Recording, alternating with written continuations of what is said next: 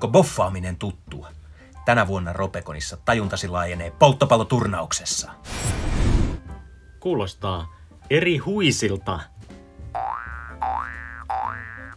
Hei kuule kaveri, tämä ei ole pelkästään polttopalloturnaus. Tämä on cosplay-polttopalloturnaus. Säännöt ovat helpot. Joukkueessa on 5 pelaajaa, pelissä on 5 pehmeää palloa. Kun sinua osutaan pallolla, palaat pelistä pois. Jos saat kopin, heittäjä palaa. Lisäksi tiimisi saa pelaajan takaisin kentälle. Pari sanaa puvuista. Valitse asu, jossa näet pelata.